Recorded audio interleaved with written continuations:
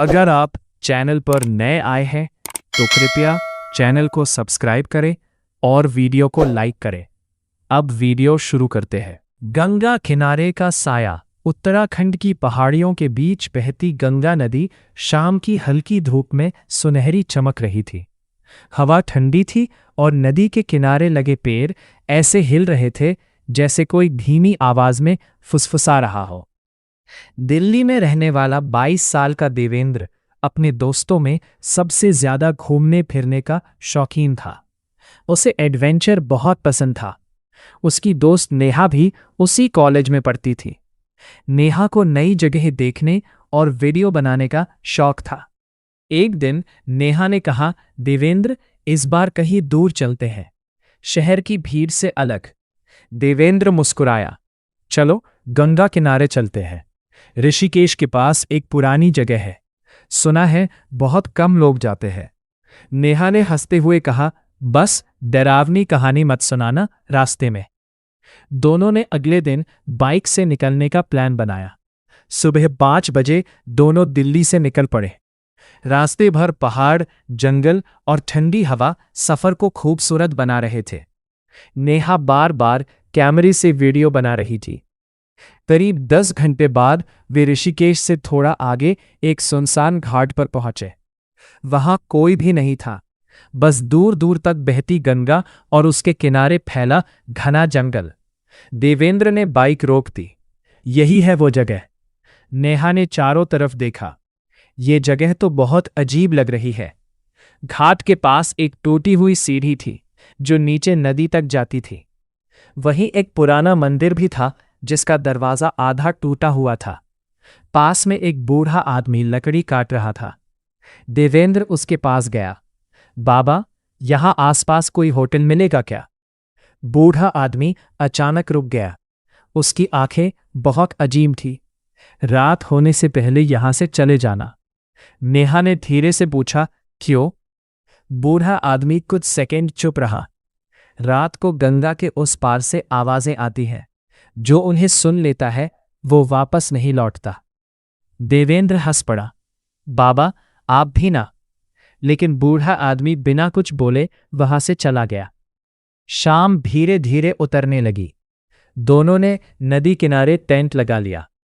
नेहा खाने का सामान निकालने लगी और देवेंद्र लकड़ियां इकट्ठा करने जंगल की तरफ चला गया। जंगल में जाते ही उसे अजीब सन्नाटा महसूस हुआ। अचानक उसे ऐसा लगा जैसे कोई उसके पीछे चल रहा हो। उसने पीछे मुड़कर देखा, कोई नहीं था। तभी दूर पेड़ों के बीच सफेद कपड़ों में कोई खड़ा दिखाई दिया। देवेंद्र चौंक गया। कौन है वहां? कोई जवाब नहीं आया। वो धीरे धीरे आगे बढ़ा, लेकिन वहां पहुंचने पर कुछ भी नहीं था। उसे लगा शायद आंखों का भ्रम होगा। जब वो वापस टेंट के पास पहुंचा तो नेहा घबराई हुई थी। तुम कहाँ चले गए थे? लकड़ियां लेने। अभी कोई औरत यहां खड़ी थी। देवेंद्र रुक गया। क्या? सफेद साड़ी पहने वो नदी की तरफ देख रही थी। देवेंद्र कुछ बोल नहीं पाया।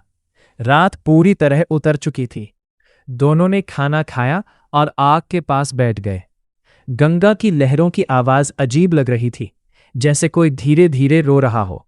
अचानक छपाक, नदी में कुछ गिरने की आवाज आई। नेहा डर गई, शायद मछली होगी। लेकिन तभी फिर आवाज आई, छपाक। इस बार साफ लगा जैसे कोई पानी में चल रहा हो। देवेंद्र टॉर्च लेकर नीचे घाट की तरफ गया। गंगा का पानी काला दिखाई दे रहा था। ठंडी हवा तेज चलने लगी। तभी उसे पानी में एक चेहरा दिखाई दिया। एक औरत का चेहरा, लंबे बाल, सफेद आंखें। देवेंद्र डरकर पीछे हट गया। अचानक वो चेहरा पानी में गायब हो गया। देवेंद्र तेजी से ऊपर भागा। नेहा, हमें यहां से निकलना चाहिए। नेहा ने घबराकर पूछा, क्या हुआ? मैंने पानी में कुछ देखा। तभी पीछे मंदिर की घंटी बजने लगी। टन टन टन। दोनों ने मंदिर की तरफ देखा। मंदिर पूरी तरह अंधेरे में था, लेकिन घंटी लगातार बज रही थी। नेहा की आवाज कांपने लगी, वहां कोई है। देवेंद्र हिम्मत करके मंदिर की तरफ बढ़ा। जैसे ही उसने मंदिर का दरवाजा खोला, अंदर कोई नहीं था। बस दीवारों पर पुराने खून जैसे निशान बने थे। मंदिर के बीचों बीच एक टूटी हुई मूर्ति पड़ी थी। तभी पीछे से फुसफुसाहट सुनाई दी। भाग जाओ। दोनों ने पीछे देखा। कोई नहीं। लेकिन अगले ही पल मंदिर का दरवाजा अपने आप बंद हो गया। धड़ाम। नेहा चीख पड़ी। देवेंद्र दरवाजा खोलने लगा, लेकिन वो खुल ही नहीं रहा था। तभी मंदिर के कोने से किसी के रोने की आवाज आने लगी। धीरे धीरे एक औरत अंधेरे से बाहर आई। उसके बाल जमीन तक लटक रहे थे। चेहरा पूरी तरह सफेद था। उसकी गर्दन टेढ़ी थी। नेहा डर के मारे रोने लगी। औरत धीरे धीरे उनकी तरफ बढ़ने लगी। उसके पैरों की हड्डियां उल्टी मुड़ी हुई थीं। देवेंद्र ने पास पड़ा लोहे का त्रिशूल उठाया। कौन हो तुम? औरत अचानक चीखी। उसकी आवाज पूरे मंदिर में गूंज गई। फिर उसने अपनी उंगली नदी की तरफ कर दी। अचानक मंदिर का दरवाजा अपने आप खुल गया। दोनों तेजी से बाहर भागे। बारिश शुरू हो चुकी थी। तेज हवा चल रही थी। गंगा का पानी उफान मारने लगा। नेहा रोते हुए बोली, ये क्या था? देवेंद्र के पास कोई जवाब नहीं था।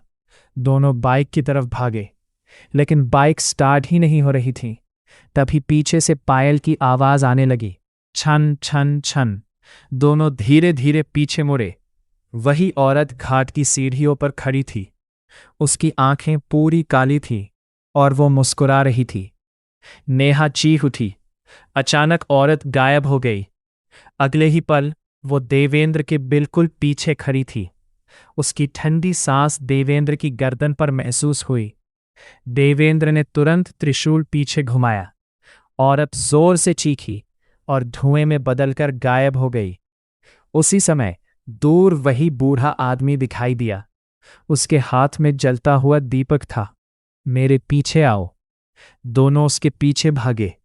वो उन्हें नदी किनारे बने एक छोटे से आश्रम में ले गया। अंदर बहुत सारे मंत्र लिखे हुए थे।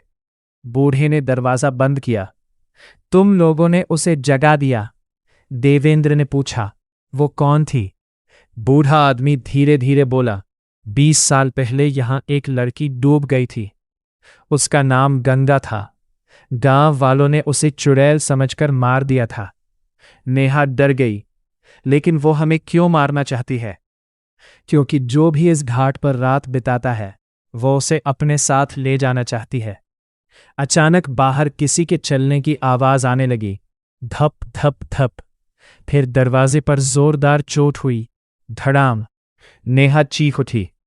बूढ़े ने मंत्र पढ़ना शुरू किया। बाहर से औरत की आवाज आई, दरवाजा खोलो। उसकी आवाज इंसानी नहीं लग रही थी। फिर अचानक सारी खिड़कियां अपने आप खुलने लगीं। तेज हवा अंदर आने लगी।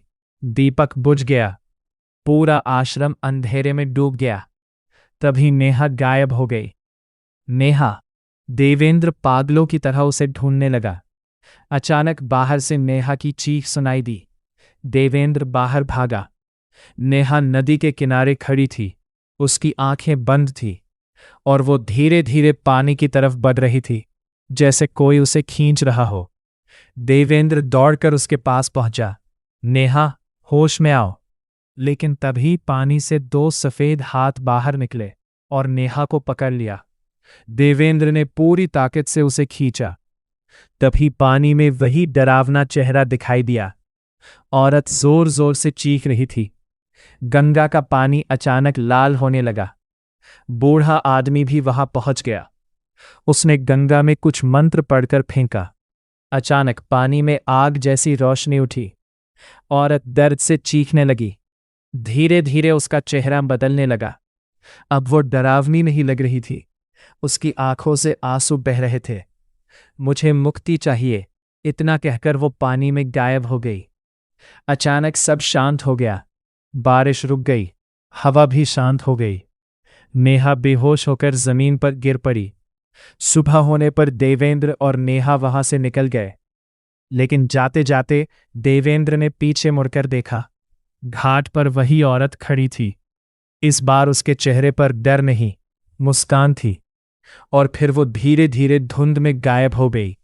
उस दिन के बाद देवेंद्र और नेहा ने कभी उस जगह का नाम तक नहीं लिया। लेकिन कुछ चीजें इंसान का पीछा कभी नहीं छोड़ती, और गंगा किनारे की वो रात अब भी उनका पीछा कर रही थी। 3 हफ्ते बीत चुके थे। नेहा अब पहले से थोड़ी सामान्य दिखने लगी थी। उसने फिर से कॉलेज जाना शुरू कर दिया था। देवेंद्र भी अपनी नौकरी में व्यस्त रहने लगा। लेकिन एक चीज दोनों को अंदर ही अंदर परेशान कर रही थी, वो लाल आंखें। हर रात देवेंद्र को एक ही सपना आता, काली नदी, घना अंधेरा और पानी के अंदर चमकती 2 लाल आंखें। फिर को भारी आवाज कहती, मैं अभी जिंदा हूं। उस रात भी देवेंद्र अचानक डरकर उठ बैठा। कमरे में अंधेरा था, लेकिन उसे साफ सुनाई दे रहा था, टप टप टप, जैसे कहीं से पानी टपक रहा हो। देवेंद्र धीरे धीरे बेड से उठा। आवाज उसके कमरे के बाहर से आ रही थी। वो डरते डरते बाहर निकला। पूरा हॉल गीला था। फर्श पर नदी का पानी फैला हुआ था, और उसी पानी के बीच गीले पैरों के निशान बने थे। वे निशान सीधे उसकी बालकनी तक जा रहे थे। देवेंद्र का गला सूख गया। वो धीरे धीरे बालकनी की तरफ बढ़ा। जैसे ही उसने पर्दा हटाया, सामने कोई खड़ा था, पूरी तरह भीगा हुआ, लंबे बाल और चमकती लाल आंखें। देवेंद्र चीख पड़ा, लेकिन अगले ही पल वो आकृति गायब हो गई। सिर्फ बालकनी की रेलिंग पर गीले हाथों के निशान रह गए। अगले दिन देवेंद्र ने तुरंत नेहा को फोन किया, लेकिन फोन उठाते ही नेहा रोने लगी। वो यहां भी आया था। देवेंद्र सन्न रह गया। क्या देखा तुमने? कल रात मेरे कमरे के बाहर कोई खड़ा था। मैंने खिड़की से देखा। उसकी आंखें लाल थीं। कुछ देर दोनों चुप रहे। फिर देवेंद्र बोला, वो चीज खत्म नहीं हुई है। उसी शाम नेहा देवेंद्र के घर आ गई। दोनों इंटरनेट पर उस घाट के बारे में जानकारी ढूंढने लगे।